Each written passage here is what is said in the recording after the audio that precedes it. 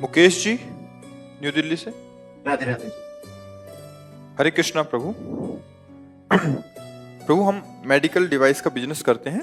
भागवत और आध्यात्मिक विचार के साथ आदर्श बिजनेस क्या है? क्या सीमाएं हैं? क्या सही दिशा है? आज के युग के बिजनेस तो अनुसार? पूरा विश्व ब्रह्मांड कर्तव्य बोलिए, किसका प्रश्न है? कर्तव्य। कर्तव्य। यदि आप जैसे एक विक्रेता हैं दवा के, तो आपको नकली दवाई नहीं बेचनी। आप एक डॉक्टर हैं तो आप मरीज के साथ धोखेबाजी नहीं करनी। आप एक मास्टर हो, विद्यार्थी के साथ धोखेबाजी नहीं करके संपूर्ण प्रयत्नशील होकर उसको पढ़ाना। ऐसे पूरा विश्व ब्रह्मांड के सारे कार्य समझ लीजिए। अब जैसे अलग अलग डिपार्टमेंट का हमें सबका तो ज्ञान है नहीं, लेकिन सबको एक जगह बांध दिया गया, उसे कहते हैं कर्तव्य कर्म।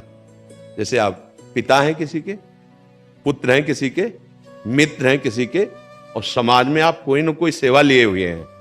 आप अपने कर्तव्य को जानते हैं कि मेरे कर्तव्य का क्या स्वरूप है। बस उस कर्तव्य को भगवान की सेवा मानकर और नाम जप करते हुए करें, उसमें धोखेबाजी ना हो, अधर्म ना हो, बढ़िया बात बन जाएगी। पूरे पूरे विश्व ब्रह्मांड का एक ही उत्तर है, अपने अपनी जगह अपने कर्तव्य का पालन करना। अब जैसे मानो औषधि आपको पता है नकली है, इसके बेचने में मुझे बहुत लाभ मिलेगा। अब आप गड़बड़ कर रहे हैं। पता है कि मरीज इतने कम से ठीक हो सकता है, लेकिन लंबा बिल बनाने के लिए मुझे ऐसा, अब आप गलत कर रहे हो। पता है कि आपको सरकार पैसा देती है विद्यार्थियों को सही ढंग से अच्छे आचरण सिखाते हुए विद्या अध्ययन करा, अब आप गलत कर रहे हो। अगर नहीं समय दे रहे विद्यार्थियों को, आप गप्पों में समय लगा रहे हो, आप ऐसे व्यर्थ में समय दे रहे हो। ऐसे पूरे सिस्टम, आप कोई पदाधिकारी हो, आप कोई राष्ट्र के पदाधिकारी हो, आप किसी डिपार्टमेंट के पदाधिकारी, अपने अपने कर्तव्य का अक्षरशः पालन करे और वो कर्तव्य कर्म भगवान को समर्पित कर दे और नाम जप करे। वो महात्मा है, चाहे वो पदाधिकारी हो, चाहे ये राष्ट्र में सबसे बड़ा पद उस समय होता था चक्रवर्ती सम्राट पद। अम्बरीश जी चक्रवर्ती सम्राट थे और महाभागवत थे। जनक जी राजा थे और ज्ञानियों के गुरु परमहंस श्री सुखदेव जी के गुरु थे जनक जी महाराज। कह दो तो भगवान के अवतार, तो हम किसके हैं? हम भी तो भगवान के अंश हैं। अंश रूप में भगवान ही तो यहाँ स्फुरित हो रहे हैं। तो इसलिए मुझे लगता है अपने अपने बिजनेस शब्द से हम अल्पज्ञ हैं। अगर आप बिजनेस शब्द बोलोगे तो हम अल्पज्ञ हैं। अब वो से हम शास्त्रीय भाषा में अगर बोलेंगे तो कर्तव्य कर्म बोलेंगे। क्यों? आपका क्या प्रश्न था? महाराज, इनका यही भाव है कि जो ये बिजनेस की सीमाएं क्या रहेंगी, परफेक्ट दिशा क्या है, और आज के युग के अनुसार वो कर्तव्य का पालन ही परफेक्ट सीमा है और परफेक्ट दिशा है। यदि हम अपने, अब जैसे स्वर्णकार है, अब ईमानदारी से वो आदमी स्वर्ण लाया है, आप ईमानदारी से उसी स्वर्ण के आभूषण बना दीजिए, पैसा ले लीजिए, उसमें मिलावट मत कीजिए, असली को नकली में मत बदलिए। हर बिजनेस हर जगह है। अब तौल कर रहे हैं और 50 ग्राम का चुंबक जो है ये लीजिए, अब आप जान रहे हैं कि आप 50 ग्राम कम तौल रहे हैं, ये ठीक बिजनेस नहीं है। अपने कर्तव्य आप महंगा कर सकते हैं कि भाई दूसरे जगह ये 10 रुपया किलो मिलते, हम आपको 11 रुपया किलो देंगे, लेकिन वो 11 रुपया जब दे तो 1 किलो सही तौल करके दो और असली वस्तु दो, उसमें मिलावट नहीं होनी चाहिए। अपनी अपनी जगह यदि सब सही हो तो वो भगवत प्राप्ति का हेतु हो जाए और सही दिशा हो जाए। अपने अपने कर्तव्य को सही ढंग से यदि निर्वाह किया जाए तो यही सच्ची दिशा है और यही इसकी सीमा है। यही आपको भगवत प्राप्ति करा देगी, भगवान प्रसन्न हो जाएंगे।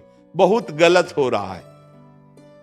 प्रायः कोई 100 में 1-2 होंगे जो अपने बिजनेस को कर्तव्य मान के कर रहे हैं, नहीं तो हर जगह हम कुछ मिलावट, कुछ कपट, कुछ झूठ ऐसा।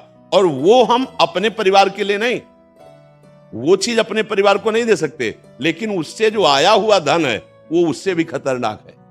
जो आपने गलत करके धन कमाया है वो आपका सर्वनाश कर देगा।